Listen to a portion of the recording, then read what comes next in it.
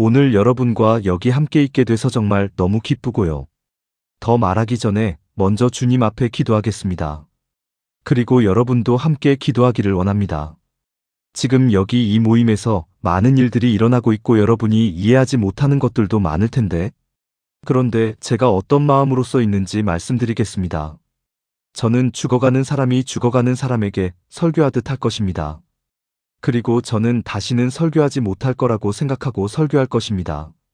그래서 제가 말하는 것들로 인해서 여러분이 오해할 수도 있을 것이고요. 그리고 제가 말하는 걸 통해서 당신이 화가 날 수도 있을 것이고, 그리고 인정하지 않을 수도 있을 것이고, 그리고 또 제가 하는 말로 인해서 당신이 나한테, 네가 나한테 그 말할 자격이 없다라고 말할 수도 있을 것입니다. 그런데 제가 하는 설교에 대해서 당신이 결론을 내리기 전에 스스로 한 가지 질문을 해야 하는데, 설교는 매우 위험한 일입니다. 저한테 위험한 이유는 성경이 거짓 교사는 더 큰 심판을 받는다고 했습니다. 만약에 제가 오늘 여러분에게 말하는 게 진리가 아니라면 저는 큰 책임을 지게 되는 것이고요. 그래서 저는 두려움과 떨림으로 하나님의 말씀을 전합니다. 왜냐하면 책임을 져야 하기 때문에. 그런데 제가 하는 말씀이 진리라면 그러면 당신이 두려워하면서 떨어야 합니다. 왜냐하면 지금 제가 이 성경 구절에 대해서 참된 말씀을 전한다면, 그렇다면 그건 마치 하나님께서 한 인간을 통해서 직접 당신에게 말씀한 것과 같습니다. 그래서 여러분의 문제는 더 이상 나와의 문제가 아니고 당신의 문제는 하나님과 하나님 말씀과의 문제가 되기 때문에 당신이 정말 결정해야 할 유일한 질문은 지금 내 앞에 서 있는 이 사람이 거짓 선지자인가? 아니면 이 사람이 진리를 말하고 있는 건가? 그리고 만약에 그가 진리를 말한다면 그럼 다른 아무것도 중요하지 않습니다. 그 진리에 당신의 삶을 맞추는 것만 중요합니다. 기도함으로 주님 앞에 가겠습니다. 아버지, 저는 너무 작고 그리고 너무나 비참한 존재입니다. 너무나 많은 부분에서 주님은 아십니다. 주님은 아십니다. 하나님, 주님의 이 제단 위에 거짓 불이 올려지지 않게 하여 주시옵소서. 하늘로부터 내려오는 거룩한 불이 모든 소음과 떠들썩함과 분주함 가운데서 내려오게 하여 주시옵소서. 이 마른 뼈들이 살 수 있습니까? 주님은 아십니다. 주님의 그 주권 안에서 제가 기도하고 하나님의 보좌 앞에서 간구합니다. 우리에게 은혜를 베풀어 주시옵소서. 우리의 마음과 생각을 열어주시고 주님, 이들이 마음을 열 때까지 기다릴 수는 없습니다. 저들은 절대 열지 않습니다. 저들의 마음을 주께서 열어주셔서 성경적 진리를 보게 하여 주시고 숨을 불어넣어 주셔서 해결케 하시고 믿음을 주시옵소서. 주님의 나라로 이들을 이끌어 주시옵소서. 당신의 영광을 위해서, 주님의 크신 이름을 위해서 이 일을 행하여 주시옵소서. 그래서 주님이 하나님의 언약궤에 아무도 손대지 못하게 하여 주셔서 어떤 사람도 자랑치 못하게 하여 주시옵소서. 하나님, 우리 가운데 역사하여 주시옵소서. 제발, 우리는 다른 소망이 없습니다. 다른 소망이 없습니다. 이 청년들이 아무런 소망이 없습니다. 주님이 움직이시는 것 외에는. 아멘. 저는 마태복음 7장에서 가르칠 것입니다. 성경이 있으면 저와 함께 보세요. 마태복음 7장 13절. 예수께서 말씀하시기를 좁은 문으로 들어가라. 멸망으로 인도하는 문은 크고 길은 넓어서 그리로 들어가는 자가 많고, 생명으로 인도하는 문은 좁고 길이 협착하여 찾는 이가 적음이니라. 선지자들을 삼가라. 방의 옷을 입고 너희에게 나오는 속에는 나오나 속에는 노약질하는 일이라. 그의 열매로 그들을 알지니. 가시나무에서 포도를 또는 엉건 귀에서 무화과 나무를 따겠느냐? 이와 같이 좋은 나무마다 아름다운 열매를 맺고 못된 나무가 나쁜 열매를 맺나니, 좋은 나무가 나쁜 열매를 맺을 수 없고 못된 나무가 아름다운 열매를 맺을 수 없느니라. 아름다운 열매를 맺지 아니하는 나무마다 찍혀 불에 던지우니라. 이러므로 그의 열매로 그들을 알리라. 나들로 주여 주여 하는 자마다 천국에 다 들어갈 것이 아니요 다만 하늘에 계신 내 아버지의 뜻대로 행하는 자라야 들어가리라. 그날에 많은 사람들이 나들어 이르되 주여 주여 우리가 주의 이름으로 선지자 노릇하며 주의 이름으로 귀신을 쫓아내며 주의 이름으로 많은 권능을 행치 아니하였나이까 하리니 그때에 내가 저희에게 밝히 말하되 내가 너희를 도무지 알지 못하니 불법을 행하는 자들아 내게서 떠나가라 하리라. 그러므로 누구든지 나의 이 말을 듣고 행하는 자는 그 집을 반석 위에 지은 지혜로운 사람 같으리니 비가 내리고 창수가 나고 바람이 불어 그 집에 부딪히 무너지지 아니하나니 이는 주초를 반석 위에 놓은 연고요. 나의 이 말을 듣고 행치 아니하는 자는 그 집을 모래 위에 지은 어리석은 사람 같으리니 비가 내리고 창수가 나고 바람이 불어 그 집의 부딘매 무너져 그 무너짐이 심하니라. 제가 오늘 여기 서서 제가 제 마음이 괴로워하는 이유는 당신의 자존감 때문이 아니고요. 아니면 제가 괴로워하는 이유는 당신의 자존감이 높냐 낮냐 때문이 아닙니다. 인생이 원하는 대로 흘러가느냐, 통상의 돈이 많냐, 그런 것 때문이 아닙니다. 저를 잠 못 이루게 하는 것은 딱 한 가지인데, 그리고 오늘 아침 내내 저를 괴롭게 한 것도 딱 하나인데, 그것은 100년 후에 지금이 건물 안에 있는 대다수의 사람들이 지옥에 있을 거라는 것입니다. 심지어 예수 그리스도를 주라고 고백하는 많은 사람들도 영혼을 지옥에서 보낼 수도 있다는 것입니다. 목사님, 어떻게 그렇게 말할 수 있습니까? 라고 한다면 저는 미국에서 주로 사역하지 않기 때문입니다. 저는 대부분 시간을 남미, 아프리카 그리고 동유럽에서 설교하면서 보냅니다. 그리고 제가 여러분에게 말하고 싶은 것은 미국 기독교를 보면 하나님의 말씀보다는 하나님을 대적하는 문화 위에 더 기반하고 있다는 것입니다. 그래서 너무 많은 사람들이 속고 있고 너무 많은 청년들이 속고 있고 너무 많은 어른들도 속고 있어서 언젠가 영접 기도를 한 번 했다는 이유로 자신들이 천국에 간다고 믿고 있습니다. 그리고 그 사람들이 자기 주변을 보면 그리스도를 안다고 고백하는 다른 사람들도 자신과 똑같이 세속적인 것을 보고 그래서 서로 비교하기 때문에 아무런 찔림이나 정죄가 없습니다. 왜냐면 교회에 다니는 대다수의 사람들이 다 나랑 비슷하니까 미디어에 다 똑같이 중독되어서 하나님이 증오하시는 것을 보면서 재밌어하고 세상 사람과 똑같이 야한 옷을 입고 세상 말투로 말하고 세상처럼 걷고 세상 음악을 사랑하고 세상에 있는 모든 것들을 사랑하지만 그래도 감사합니다. 나는 크리스천이어서. 왜 내가 크리스천이냐? 왜냐면 교회 사람들이 다 똑같으니까. 왜 내가 크리스천이냐? 예전에 예수님을 영접하는 기도를 한 적이 있으니까 명심하세요. 미국 복음주의 개신교 안에서 가장 큰 이단적인 가르침은 예수님을 영접하는 기도를 하면 그분이 내 마음에 들어오신다는 가르침입니다. 그건 성경 어디에도 적혀 있지 않습니다. 그리고 침례교 역사에서도 약 50년 전까지는 어디에도 그런 교리가 없었습니다. 여러분이 알아야 하는 것은 구원은 믿음으로 오직 예수 그리스도를 믿는 믿음 하나로 얻어지는 것이고 그리고 오직 그리스도를 믿는 믿음 앞에는 회개가 있고요. 그리고 그 뒤에도 회개가 따릅니다. 죄에서 돌이키는 것, 하나님이 위하시는 것을 미워하고 하나님이 사랑하시는 것을 사랑하는 것, 거룩함 안에서 자라나고 유명한 연예인처럼 되고 싶어 하는 것이 아니라 세상처럼 되고 싶은 것이 아니라 미국 기독교인 대다수처럼 되고 싶은 것이 아니라 예수를 닮고 싶어 하는 열망입니다. 왜 박수 치는지 모르겠습니다. 난 당신 얘기를 하고 있는 거예요. 저는 아멘을 들으려고 여기 온 게 아니고요. 박수를 받으려고 온 것이 아닙니다. 전 당신에 대해서 말하고 있습니다. 사람들이 저한테 와서 목사님, 저도 목사님을 따라가서 루마니아에서 유크리에서 설교하고 싶습니다. 페루 정글에서 같이 설교하고 교회 개척하고 싶다고 하는데 아니요. 당신 못합니다. 왜냐? 당신이 거기 가면 그 교회에서 출교당할 겁니다. 여러분, 저는 제가 지금 세게 보이려고 세게 말하는 게 아니에요. 여기 오명 앞에 서서 미국 기독교는 거의 전부 잘못됐다고 말하는 것은 저한테 쉬운 일이 아닙니다. 이렇게 말하면 저는 대가를 치러야 돼요. 이런 자리에 다시는 초청받지 못할 수도 있고요. 인기 없는 사람이 되겠죠. 하지만 저는 돈을 위해서 이 말을 하는 것이 아니라 사람들의 사랑을 받기 위해서 이 말을 하는 것이 아니라 저는 사람을 사랑하고 하나님을 영화롭게 하기를 원합니다. 우리는 성경을 볼 것인데 여러분은 제발 성경을 봐야 합니다. 자칭 크리스천이라는 다른 사람들과 비교하지 말고 자기 자신을 성경과 비교하세요. 어떤 청년이 목사에게 와서 제가 구원받았는지 잘 모르겠다고 물어보면 보통 이런 대답들을 해줍니다. 예수님을 영접하는 기도를 한 적이 있었냐? 네. 아, 그때 진심이었니? 잘 모르겠지만 그런 것 같아요.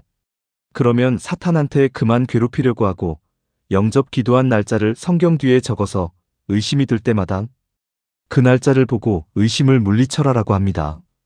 이게 무슨 미신입니까? 어떻게 이런 미신이 신앙에 들어왔습니까? 성경은 그리스도인에게 뭐라고 말합니까? 너희 자신을 살피라. 시험하라. 성경의 빛 아래 너희가 믿음 안에 있는지 너희가 그리스도인인지를 시험하라. 지금 이 동네에서 집들을 돌아다니면서 사람들에게 질문을 하면은 뭐라고 할지 아세요? 대부분의 사람들. 이 자기가 믿는 사람이라고 믿고 있습니다. 여러분이 사는 도시로 돌아가도 똑같고요. 제가 구원받고 제 동네에서 전도했을 때도 똑같습니다. 우리 동네 사람 전부가 다 크리스천이더라고요. 그런데 그중 85%는 교회도 안 가고 간다 해도 거룩함에 관심이 없고 섬김에 관심이 없고 세상과 구별됨에 관심이 없습니다. 열방에 복음을 전파하는 것에도 관심이 없고요. 하지만 그래도 구원받아서 감사했다고 합니다. 왜? 언젠가 부흥사가 자기가 구원받았다고 알려줬기 때문에. 그런데 그 부흥사도 자신이 영접 기도시킨 사람들의 숫자를 더 말하기 위해서 그렇게 말한 것밖에 없거든요. 저는 당신을 사랑합니다. 그리고 여기에 당신을 사랑하는 목회자들이 있습니다. 우리는 당신이 성경으로 돌아가기를 원해요. 제가 당신을 조금 쇼킹을 줬다면 제 말에 기울이세요. 하나님의 말씀을 들으세요. 그리고 스스로에게 질문하세요. 첫째, 좁은 문으로 들어가라. 넓은 문과 넓은 길은 멸망으로 인도하고 그리로 들어가는 자는 많다고 했습니다. 좁은 문이라는 것이 있습니다. 제가 역사적으로 남침내 교인인 이유 중 하나가 왜냐면 다른 교단들이 이것에서 멀어질 때에도 남침내교는 빨리 다시 이 진리로 돌아왔기 때문입니다. 분은 오직 하나고 하나님은 한 분이시고 하나님과 사람 사이의 중보자도 하나인데 그 이름은 예수 그리스도라는 것을 분명히 해왔고 이건 객관식이 아니고 모든 길이 로마로 가는 게 아닙니다. 내가 길이요 진리요 생명이요 나로 말미암지 않고는 아버지께로 올 자가 없다고 예수께서 말씀하셨어요. 그래서 저는 감사합니다. 이 땅에 어떤 사람도 구원받는 길은 오직 예수 그리스도뿐입니다. 그게 전부입니다. 왜냐하면 성경은 모든 사람이 죄를 범하였고 하나님의 영광에 이르지 못한다고 했는데 그 뜻이 뭔지 정말 아세요? 우리는 태어날 때부터 철저히 타락했고 하나님을 미워하는 자로 태어났고 우리는 하나님을 찾지 않고 하나님 앞에 나오지 않았을 것입니다. 우리는 하나님께 반역했고 모든 법을 깨뜨렸습니다. 죄를 몇 번 지었다가 문제가 아니고 죄 말고는 우리는 한 게 없다는 것입니다. 우리의 모든 선한 행위도 하나님 앞에서는 더러운 걸레라고 합니다. 그러니 우리가 마땅히 받아야 하는 것은 하나님의 진노, 하나님의 거룩한 미움밖에 없는 것이고 잠깐만 하나님은 누구도 미워하지 않는다.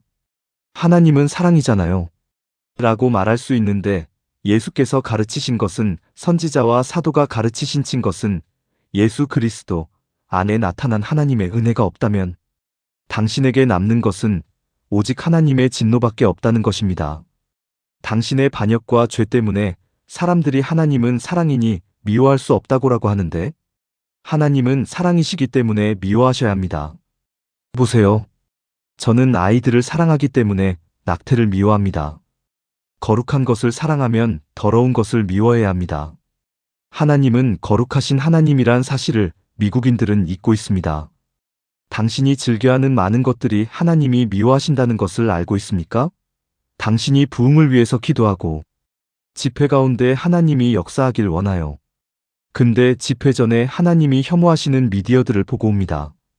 그리고 나서 왜 성령이 임하지 않는지 궁금해합니다. 그래서 거짓 불, 거짓 흥분을 만들어내야 합니다. 왜? 하나님이 거기 안 계시니까? 하나님은 거룩하신 하나님입니다. 여러분과 제가 그 거룩하신 하나님과 화목할 수 있는 유일한 길은 하나님의 아들. 그 나무에 달려 죽으신 그 죽은 죽음뿐입니다. 잘 들으세요. 오늘 밤 여러분이 구원을 받았다면 로마인과 유대인들이 예수님을 거절했기 때문에 구원받은 게 아니고요. 가시관을 씌웠기 때문에 구원받은 것도 아니고 창으로 옆구리를 찔렀기 때문도 아니고 심지어 십자가에 못 박았기 때문도 아닙니다. 당신이 왜 구원받았냐면 예수 그리스도께서 십자가에 달려실 때 당신의 죄 하나님의 백성의 죄를 담당하셨기 때문이고 당신에게 떨어졌어야 할 하나님의 맹렬한 진노가 하나님의 독생자 위에 쏟아졌기 때문입니다. 누군가는 그 값을 치러야 했고 누군가는 죽어야 했습니다. 하나님 아버지가 독생자 아들을 짓누르셨습니다. 이사야 53절의 3장에 여호와께서 그를 상하게 하시기를 기뻐하셨다고 말합니다. 사람들이 십자가는 인간의 가치가 얼마나 큰지 보여준다고 하는데 아니요. 십자가는 인간이 얼마나 타락했는지를 보여주는 것이고 하나님의 아들의 죽음만이 우리 같은 인간을 구원할 수 있다는 것을 보여주는 것입니다. 아버지의 진노 안에서 하나님의 아들이 죽어값을 치르시고 죽은 자 가운데서 다시 살아나셔서 구원할 능력을 가지신 것, 이것이 바로 예수의 복음입니다. 그럼 당신은 무엇을 해야 합니까? 조금 좁은 문으로 들어가라고 하는데 어떻게 합니까? 예수께서 때가 찼고 하나님의 나라가 가까이 왔다. 마가복음에서 뭐라고 하십니까? 회개하고 복음을 믿어라. 당신이 말하기를 저는 기도하고 예수님을 마음에 영접해서 구원받았어요 라고 하는데 그럴 수도 있겠죠. 하지만 여러분은 마법 공식이나 몇 마디 기도를 읊어서 구원받은 게 아닙니다. 여러분은 죄를 회개하고 믿었기 때문에 구원받은 것입니다. 그리고 그건 과거에 한 번으로 끝나는 게 아니라 지금도 계속돼야 하는 것입니다. 왜냐면 그 구절을 제대로 옮기면 이런 뜻입니다. 하나님의 나라가 왔다. 때가 찼다. 이제 남은 평생 너희 죄를 회개하고 나를 믿어라. 그것이 원구절의 뜻입니다. 회개는 독감 예방주사 같은 게 아니에요. 아, 나 그거 한 번 했어. 회개했어. 믿었어. 그런 것이 아닙니다. 계속 죄를 회개하고 있습니까? 계속 믿고 있습니까? 너희 안에서 선한 일을 시작하신 이가 그것을 끝까지 이루실 것이기 때문입니다. 남침내 교회에서는 유일한 문 예수 그리스도를 통해 들어가야 한다는 것을 설교합니다. 그런데 우리가 잊어버리고 있는 게 뭐냐면 청년 사역자들, 목회자들, 부모들 제발 잘 들으세요. 우리는 복음 안에 아주 중요한 가르침 하나를 잊었습니다. 그것은 문만 좁은 것이 아니라 길도 좁다고 말합니다. 실제로 교회에서 일어나는 일은 누군가를 예수를 믿게 인도하고 나면 그 다음엔 평생을 세상 사람처럼 살아가게 합니다. 이게 사실이라는 것을 통계를 통해 증명할 수 있는데요. 갤럽이나 바르넘 같은 조사들을 보면 그 조사에서 미국 교회 안에 있는 사람들의 도덕성과 세상에서 방황하는 불신자들의 도덕성을 비교하면 조사 결과 차이가 별로 없다고 나옵니다. 이건 신학 해석 얘기가 아니라 그냥 통계예요. 그냥 세상에서 하는 통계예요. 신학자, 철학자, 사회자, 사회학자들이 책을 계속 써냅니다. 도대체 교회가 어떻게 된 거냐? 교회 안에서의 낙태가 세상에서 하는 그 숫자와 똑같습니다. 이혼도 똑같이 흔합니다. 음란도 그렇습니다. 당신도 알잖아요. 지금 여기 있는 청년들 중에서 음란을 행하면서도 같은 입으로 하나님을 예배하는 자들이 있습니다. 이 중에서 마약과 약물 같은 것을 하면서도 여기 와서 예배를 하고 있습니다. 그리스도인에게 합당하지 않은 것을 보면서도 교회에서 와서는 만족하고 스스로 나는 구원받았다고 생각합니다. 그런데 아무도 뭐라고 안 해요. 그리고 뭐라고 그러냐면 저 사람들은 그냥 좀 육신적인 크리스천이라고 합니다. 진짜 크리스천인데 그냥 육신적이라고 합니다. 이 단어는요. 몇십 년 전에 어느 침례교 신학교에서 신약된 시작된 말인데 성경적이지도 않고 역사적이지도 않은 단어입니다. 여러분 육신적 크리스천은 그런 건 없습니다. 고린도 3장에 바울이 너희가 육신에 속했다라고 하는 그 구절을 생각한다면 맞아요. 그렇게 말을 했죠. 그런데 그게 무슨 뜻인지 알려면 그 서신서 전체를 알아야 합니다. 우리 진짜 문제는요. 우리 교리의 대부분이 크리스천 티셔츠 뒤에 적힌 문구 같은 수준밖에 안 됩니다. 우리 신앙의 많은 부분이 성경이 아니라 찬양 가사들로부터 영향을 더 받습니다. 우리가 진리라고 믿는 것 대부분이 성경이 아니라 문화에 의해서 결정되고 있고요. 성경은 결코 사람이 진짜 크리스천이면서도 평생 계속 육신적이고 악하고 죄 가운데서 살 수 있다고 가르치지 않습니다. 성경은 참된 그리스도인은 새로운 속성을 받았다고 합니다. 참된 그리스도인은 자신을 사랑하고 징계하고 지켜보고 돌보시는 아버지가 계십니다. 제 마음이 찢어집니다. 왜냐면 당신들도 알잖아요. 우리 위선인 부이거나 숨기지 맙시다. 이런 사람들이 너무 많아요. 당신도 알고 당신이 그 중 하나일 수도 있고 교회에 수없이 많습니다. 평범한 교인 같은데 마음속은 악할 대로 악합니다. 세상과 아무 차이도 없고 빛도 없고 세상에 하는 걸 다 따라하고 그게 괜찮다고 합니다. 친구요, 그건 기독교가 아닙니다. 상급을 이룰 위험이 아니라 지옥 갈 위협의 위험에 처해 있는 자입니다. 하나님을 모르는 겁니다. 우리는 무엇을 가르칩니까? 마지막으로 좁은 문에 대해서뿐 아니라 좋은 좁은 길이 있다고 들어본 것이 언제입니까? 예수께서 참된 그리스도인의 증거 중 하나는 좁은 길을 걷는 것이라고 말씀하십니다. 그런데 미국에서 참된 그리스도인이라는 증거는 뭡니까? 영접 기도했어요. 놀랍지 않습니까? 구원을 의심하고 있는 자에게 뭐라고 물어봅니까? 영접 기도한 적이 있냐고 물어봅니다. 성경은 뭐라고 합니까? 성경의 빛 아래 자신을 살피고 시험하고 믿음 안에 있는지 보라고 합니다. 크리스천이 죄를 전혀 안 짓는다는 말이 아니에요. 그리스도인도 요한일서를 보면 죄를 짓습니다. 그런데 뭐가 차이가 나는 것입니까? 제가 말하는 것은 여러분이 진짜 거듭난 그리스도인이면 하나님의 자녀라면 당신의 삶은 의의 길을 걷는 것입니다. 그리고 그 길에서 벗어나면 당신의 아버지께서 찾아오셔서 징계하시고 다시 그 길로 돌려놓으십니다. 그런데 좁은 문을 통과했다고 말하면서도 만약에 당신의 삶이 주변의 친구들처럼 넓은 길에서 살고 있다면, 육신적이고 악한 사람들과 똑같이 산다면 성경은 정확히 경고합니다. 두려워해라. 참으로 두려워해야 합니다. 당신은 하나님을 모릅니다. 저는 다른 사람한테 넌 구원받았다고 확신시켜주는 사람들을 보면 걱정이 됩니다. 혹시 당신도 그런 적이 있나요? 우리는 그들이 구원받았음을 확인시켜주는 사람들이 아닌 거고 어떻게 구원받는지를 전하는 것이고 그들이 구원받은 것은 하나님이 확인해 주시는 것입니다. 우리가 잊어버리는 것은 구원은 하나님의 초자연적인 역사라는 사실입니다. 성령의 능력으로 진짜로 회심하고 거듭난 사람은 새로운 피조물이 되는 것이고 성경이 말하기를 누구든지 그리스도 안에 있으면 새로운 피조물이라고 했습니다. 그러므로 우리는 성경에서 보는 것입니다. 좁은 문이 있고 좁은 길이 있습니다. 15절로 갑니다. 15절에 양의 옷을 입고 너희에게 나오나 속에는 노약질하는 이리인 거짓 선지자들을 삼가라. 당신이 명심해야 하는 것은 저한테 한 지혜로운 성도가 말해준 게 있는데 너의 가장 최고의 친구는 내게 가장 많은 진실을 말해주는 사람이다. 미국에서는 우리가 너무 예민해져서 아무도 우리를 책망할 수가 없고 아무도 우리에게 틀렸다고 말할 수가 없습니다. 그리고 이게 목회자와 지도자들까지에게도 이 거짓말들이 퍼져 있기 때문에 그래서 성도를 불쾌하게 하고 싶지 않아 해요. 친절로만 대답합니다. 여러분이 알아야 하는 것은 구원자는 한 분이시고 그건 하나님 한 분이십니다. 정말 누구에게 친절하고 싶다면 그를 하나님께로 인도해야 합니다. 사람들의 기분보다 하나님의 영광을 더 걱정해야 합니다. 여러분을 가장 사랑하는 사람은 여러분에게 가장 많은 진실을 말해주는 사람입니다.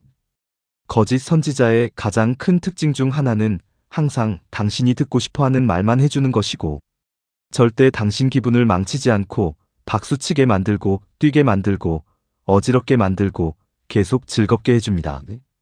그래서 교회를 놀이공원처럼 변질시켜버립니다. 예수와 관계없이 계속 즐겁게만 만들면서 이런 중요한 질문은 아예 다루지 않습니다. 하나님이 내 삶에 역사하시는가? 나는 거룩함으로 자하고 있는가? 나는 진짜 거듭났는가? 잘 들으세요. 이 동네 사람들이 다 구원받았다고 믿는다면 그건 비성경적이에요. 왜냐면 성경은 들어가는 자가 적다고 했잖아요. 당신은 어떻게 합니까? 당신은 당신이 구원받았다는 걸 어떻게 합니까? 누가 말해줘서? 기도했기 때문에? 아니면 믿기 때문에? 그럼 당신이 믿는다는 걸 어떻게 합니까? 다들 믿는다고 하는데 당신 믿음이 진짜라는 거 어떻게 알아요? 성경이 당신이 구원받았다는 걸 어떻게 알려주는지 아세요? 약 50년 전까지만 해도 침례교 신학이 당신의 구원의 확신에 대한 뭐라고 가르쳤는지 압니까? 구원의 확신의 증거는 내 삶이 성화되고 있는 모습을 통해서 아는 것입니다. 삶의 방식이 하나님의 진리의 길을 걷는 것과 일치하기 때문이고, 그리고 불순종으로 그 길에서 벗어났다면 하나님이 찾아오셔서 다시 그 길로 돌려놓으십니다. 당신이 진짜로 거듭났다는 가장 큰 증거는 하나님이 당신의 육체가 원하는 대로 말하지 않게 하시는 것이고, 세상과 세속적인 교회가 허용하는 대로 음란하게 옷을 입게 두지 않으시고, 하나님께서 절대로 세상처럼 행동하고 세상처럼 냄새나고 세상처럼 말하고 세상이 듣는 것들을 듣게 그냥 두지 않으십니다. 하나님은 당신의 삶을 변화시키십니다. 여기 말씀에 보면 16절에 그들의 열매로 그들을 알리라. 거짓 선지자들을 어떻게 분별하냐? 더 나아가 내가 진정한 그리스도인인지 어떻게 분별하냐? 당신의 열매로 당신의 삶을 보세요. 걷는 걸음을 보세요. 말하는 걸 보세요. 마음의 열정을 보세요. 마음의 열정을 보세요. 거기 예수가 계십니까? 아니면 그냥 삶에 덧붙인 장식품입니까? 예수라는 분이 당신이 수요일이나 주일에나 하는 취미입니까? 아니면 머리로만 동의하는 존재입니까? 장식입니까? 아니면 삶의 중심입니까? 당신이 맺는 열매가 무엇입니까? 당신은 세상과 같습니까? 세상처럼 행동합니까? 세상이 즐거워하는 것을 즐거워합니까? 죄를 사랑하고 즐기고 있습니까? 반역을 사랑하고 즐기고 있습니까? 그렇다면 당신은 하나님을 모릅니다. 그들의 열매로 그들을 알리라. 하나님만이 사람을 변화시킬 능력이 있으십니다. 잠깐 상상해 봅시다. 예수께서 이 본문을 가르치고 계시고 당신이 예수 앞에서 그것을 듣고 있습니다. 그리고 예수께서 당신을 바라보시고 예수께서 물어보십니다. 엉겅퀴가 무화과 나무에서 나냐? 당신이 대답해요. 당연히 아니죠. 예수님 농부가 아니어도 다 아는 거잖아요. 무화과 나무에서 가시가 나지 않습니다. 그러면 내가 너한테 또 물어볼게. 가시나무에서 무화과 좋은 열매를 찾을 수 있어? 아니죠. 예수님, 그건 말도 안 됩니다. 무화과 나무에서 가시가 나지 않고요. 가시나무에서 무화과가 나지 않습니다.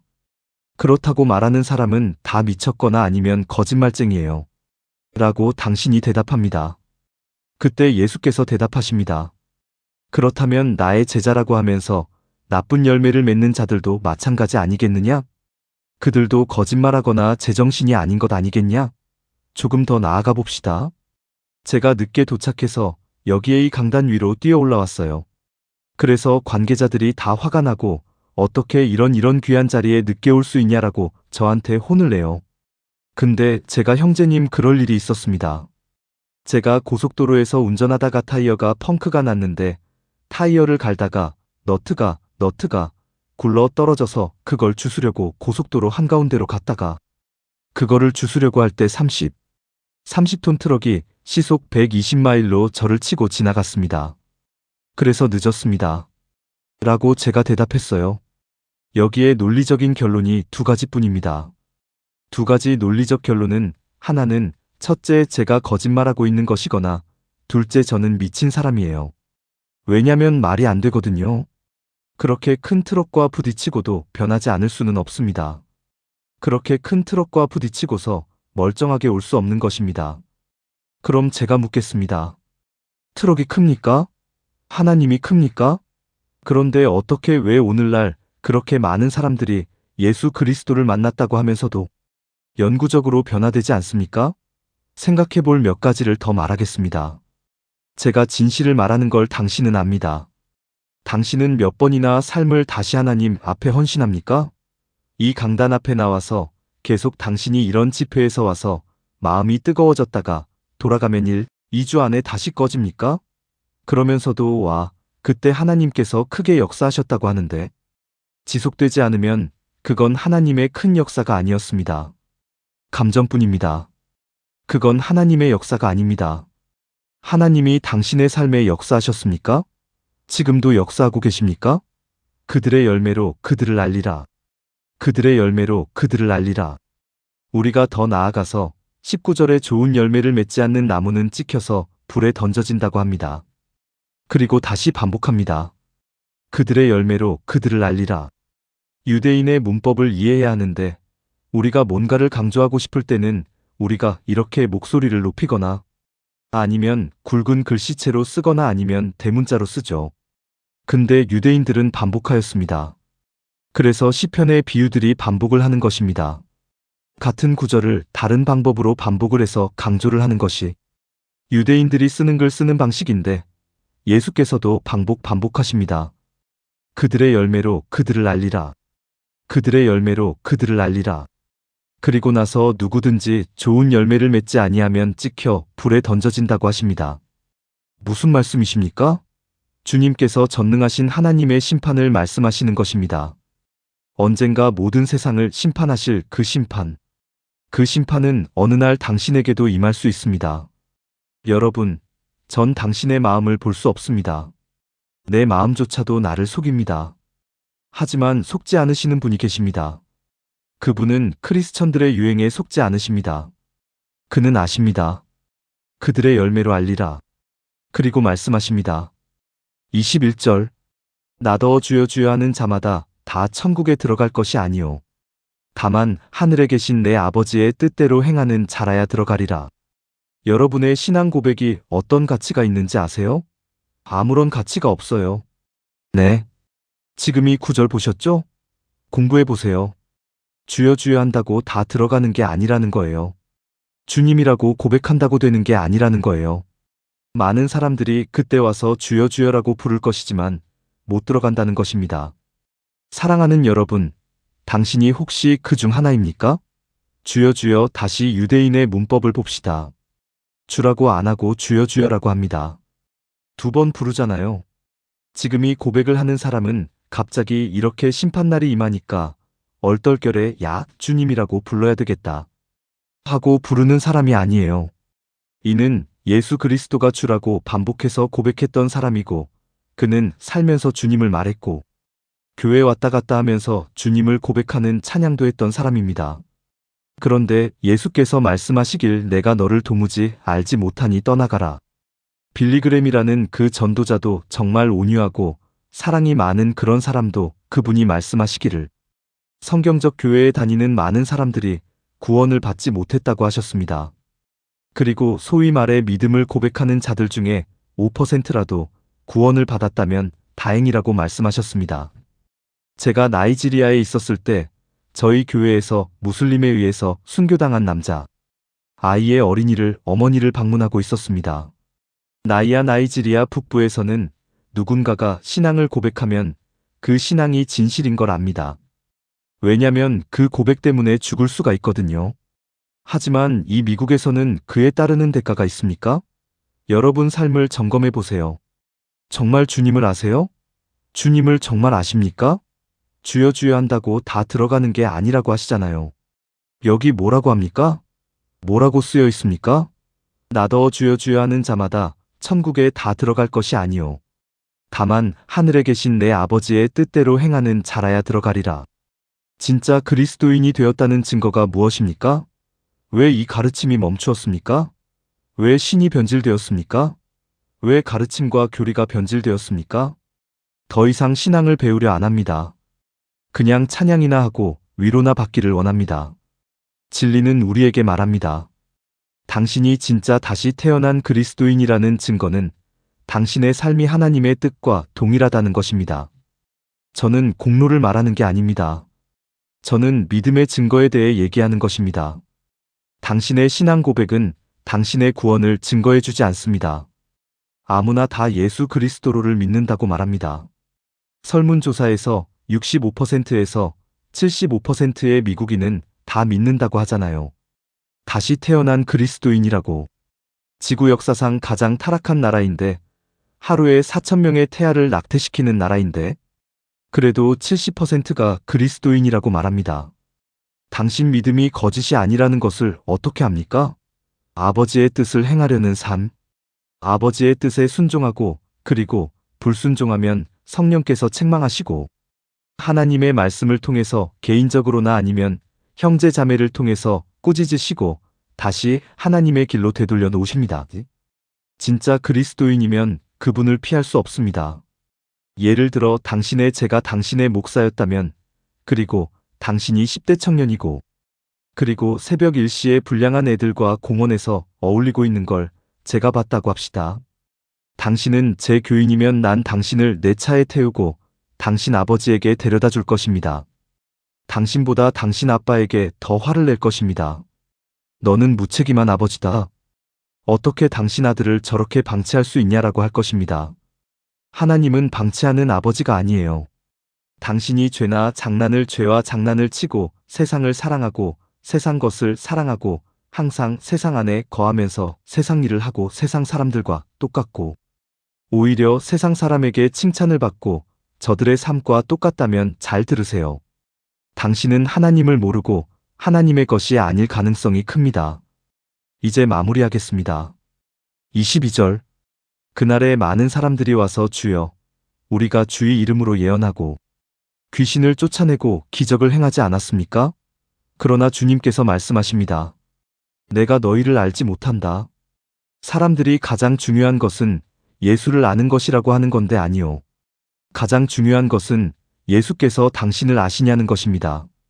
제가 백화권 앞에 가서 내가 조지부 씨를 안다고 해서 백악관에 들어가는 것이 아닙니다. 하지만 조지부 씨가 나와서 난 폴 워셔를 안다 하고 안다라고 하면 들어가는 것입니다. 당신이 예수를 안다고 고백할 수 있지만 예수께서 당신을 아십니까? 예수께서 뭐라고 하시는지 보세요. 불법을 행하는 자들아, 내게서 떠나가라. 불법을 행하는 자들 헬라어로 아노미아라고 하는데 이 아는 부정을 뜻하고요. 나마스라는 것은 법을 뜻하는데 이건 법이 없다는 것입니다. 정확한 번역은 이렇습니다. 내게서 떠나가라. 잘 들으세요. 내가 지금 내려가서 당신을 껴안고라도 이 말을 해주고 싶습니다. 잘 들으세요. 예수께서 말씀하시기를 나의 제자라고 말하지만 나를 주라고 부르지만 하지만 너는 네가 사는 것은 내가 너에게 법을 준 적이 없는 것처럼 살고 있다. 저는 지금 미국 그리스도인의 대부분의 모습을 말한 겁니다. 강단에서 이렇게 법에 대해서 말하거나 성경적인 원칙에 대해서 뭐 해야 할 것, 하지 말아야 할 것에 대해서 어떻게 살아야 하는지, 살지 말아야 하는지에 대해서 말하면 율법주의라고 얘기를 하는데 하지만 예수께서 말씀하십니다. 내게서 떠나라. 나를 주라고 하지만 내 계명을 지키지 않는 자들. 교회는 성도들이 세상처럼 살아도 책망하지를 않습니다. 사탄도 예수가 주라고 시인합니다. 당신의 인생이 성화되고 있습니까? 예수께서 두 기초에 대해서 얘기를 하는데 이게 무슨 뜻인지 아세요? 그래서 신학과 역사를 공부하는 게 중요합니다. 현대 기독교가 이 반석과 모래에 대해서 해석할 때 뭐라고 하냐면 그리스도인이면 반석 위에 집을 져야 한다. 왜냐면 모래 위에 지으면 불행해지고 인생이 엉망이 될 수 있기 때문에 그 뜻이 아닙니다. 역사적으로 이렇게 설명된 적이 없습니다. 역사적인 해석은 길이 두 개가 있다는 것입니다. 넓은 길은 길. 당신은 어느 길에서 있냐? 두 가지 나무가 있다. 좋은 나무. 천국에 속한 썩은 나무. 썩은 열매를 맺어서 잘려서 불에 던져지는 너는 누구냐? 두 가지 사람이 있다. 예수를 주라 시인하고 아버지 뜻에 순종하는 자가 있고 아니면 예수를 주라 시인하지만 아버지의 뜻에 불순종하는 자, 지옥에 던져질 자, 공로가 없어서가 아니라 믿음이 없어서이고 그건 공로가 없으므로 믿음이 없는 게 드러난 것뿐입니다. 예수께서 말씀하시는 것은 두 그리스도인이 두 가지 다른 터의 집을 짓는 것을 얘기하는 것이 아닙니다. 한 명은 구원받은 자이고 한 명은 불신자입니다. 불신자는 하나님의 말씀을 들었지만 아무런 터가 없는 것입니다. 그의 삶에는 하나님의 말씀이 일하고 보존하고 역사하는 모습을 볼 수가 없습니다. 우리 교단에도 얼마나 많은 사람들이 우리가 아무리 사람이 많아도 신앙 고백이 뭐든 간에 이 구절만 놓고 봤을 때 사람들의 삶과 비교했을 때 이 구절을 당신의 결혼 생활이 정말 하나님 말씀 위에 세워져 있냐? 당신이 하나님의 말씀으로 자식들을 양육하고 말씀으로 당신의 경제를 주관하고 이 세상과 너 자신을 구별해서 하나님 말씀에 순종하냐? 몇 명이나 그렇다고 대답할 수 있습니까? 아니요. 그런 건 전혀 없는데도 그래도 자기는 예수를 주로 시인한다는 것입니다. 왜냐면 주일학교에서 교사가 그렇게 하라고 했기 때문에 전 압니다. 전 알아요.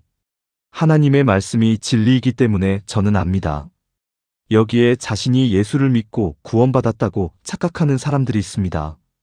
하지만 구원받지 않았습니다. 당신이 있는 소속한 그 청년부 대부분의 사람들이 다 비슷하니까 나도 구원받았다고 생각을 하는데 당신 청년부가 구원받았는지 어떻게 압니까? 아니, 제 부모님도 똑같은데요. 제 교회 지도자들도 장로님들도 다 똑같은데요. 상관없어요. 그들이 당신이 받는 심판의 기준이 아닙니다. 당신을 향한 제 질문은 하나님을 사랑한 하나님의 사랑하는 자요. 내 자녀와 같은 여러분, 제 기도가 뭐냐면 내 아들이 자랐을 때 내 아들 앞에 서 있는 목사가 내 아들을 책망하기를 바라고 하나님의 말씀과 비교하기를 원하고 내 인생이 그 불타는 하나님의 거룩하심 앞에 어떤 모습이냐? 그 마지막 날에 네가 그 마지막 날에 하는 그 고백이 진실로 밝혀질 것이냐라는 것을 말해줄 목사를 위해서 기도합니다. 당신은 구원받았습니까? 저는 구원받은 것 같습니다. 그런 게 아니라 어떤 길은 사람의 보기에 바르나 필경은 사망의 길이라고 했고 제 마음에 제가 구원받을 것 같습니다라고 말한다면 만물보다 거짓되고 심히 부패한 것이 마음이고 누가 능히 이를 알겠냐고 했습니다. 제 주변의 모든 사람들이 내가 구원받았다고 말해주셨습니다. 아니요. 하나님의 말씀이 뭐라고 합니까? 우리는 급진적 신앙에 대해서 말을 많이 합니다. 크리스천은 찬양하면서 뛴다고 되는 게 아니고요. 크리스천 티셔츠를 입었다고 되는 것도 아니고요. 라디컬 크리스천은 성령의 열매를 맺는 자들입니다. 레디컬 크리스천은 하나님의 말씀에 순종하여서 부모를 공경하고 존경하는 자들이고 크리스천은 말하는 것과 옷 입는 것과 생각하는 것과 듣는 건 모든 것까지 다 하나님 앞에 순종하는 자들입니다. 다들 신앙에 대해서 말하고 싶어 하는데 살지는 않습니다. 저는 그리스도인의 삶에 대해서 얘기하고 있습니다. 저는 정글에서도 있었고 안데스 산맥에서 추워서 떨어봐 왔었고 어떤 머슬림들이 어린아이에게 총을 5번 쏘고 길에다 버려버렸습니다. 왜냐면 그가 예수를 믿었기 때문에 그리고 그 아이가 전 너무 무서워요. 하지만 예수를 부인할 수 없습니다. 제발 살려주세요. 하지만 나는 부인할 수 없습니다. 그 말을 고백했을 때 그 사람들이 그를 죽였습니다. 그런데 당신들이 레디컬 크리스천을 논의한다고요? 이런데 왔다고 해서 난 거룩함을 얘기하는 것입니다. 난 경건을 말하는 것입니다. 지금 여기에 성령께서 우리를 감동하셔서 당신이 죄를 인식하고 나도 하나님의 정죄를 받는다면 우리는 여기에 엎드려서 울고 있을 것입니다. 왜냐면 하나님이 증하는 걸 우리는 사랑했고 하나님이 증오하는 걸 만지고 세상처럼 살고 세상처럼 냄새나고 이런 걸 하면서도 죄인인지 모르는 건 하나님의 말씀을 모르기 때문입니다. 우리가 믿는 자로서 성경은 하나님의 무엄한 말씀이라고 고백하지만 정작 알고 있는 건 구분적인 분것밖에 없고 비유나 정적인 이야기 정도가 다입니다. 하나님의 바람이 여기에 돌아주시기를 그래서 우리가 죄에서 돌아서고 하나님이 미워하시는 것들을 내려놓고 그에게 달려가 그분을 사모하고 그리고 그분을 사랑하고 하나님께서 선교자들을 세우셔서 난 당신의 부모가 당신에게 원하는 것을 원하지 않습니다. 난 당신의 안정과 평안과 아니면 좋은 집과 좋은 차를 원하는 게 아닙니다. 나는 내 아들을 위해서 원하는 것을 당신을 위해서 기도합니다. 언젠가 내 아들이 아무도 가지 않는 곳에 가서 예수 그리스도의 이름을 알리는 것, 그리고 그 그리스도가 주라고 외치고 혹 그 값이 내 아들의 목숨이라고 해도 나는 그것을 바랍니다. 내 아들이 18살이 되어서 내가 어렸을 때 말했던 것처럼 내 아들이 나한테 난 저 산으로 가겠습니다. 난 정글로 가겠습니다. 사람들이 미쳤다. 안 됐다. 죽는다 안 된다 죽는다 하지만 내 아들이 간다고 하면 난 기도할 것입니다. 가라 할 것입니다. 가라. 하나님께서 함께 하실 것이다. 그리고 만약에 네가 죽으면 천국에서 다시 보자. 기도하겠습니다. 기도하겠습니다. 오 하나님, 저에 대한 평판은 관심 없습니다. 사람이 뭐라 생각하든 상관없습니다. 난 당신이 영광 받으시길 원합니다. 그리고 이 젊은이들이 구원받길 원합니다. 그리고 구원을 받았다면 더 이상 하나님이 미워하시고 뱉어내실 세상에 매이지 않고 하나님의 말씀을 보고 예수를 따르겠다고 고백하기를 원합니다. 하나님, 청년 사역자들과 목사들을 위해서 기도합니다. 저들을 지혜의 영으로 채우시고 사랑과 담대함과 분별력을 주시옵소서. 그리고 하나님, 어떤 희생이 따른다 해도 선교자들을 세우시고 이들을 보면 제 아들이 생각납니다. 이들을 구원하여 주시고 들어쓰셔서 주의 전쟁터로 보내주시옵소서. 하나님, 선교자를 세우시옵소서. 설교자와 목사들을, 전도자들을 세워주시옵소서. 하나님의 말씀을 아는 오 하나님, 이곳에서 역사하여 주시옵소서.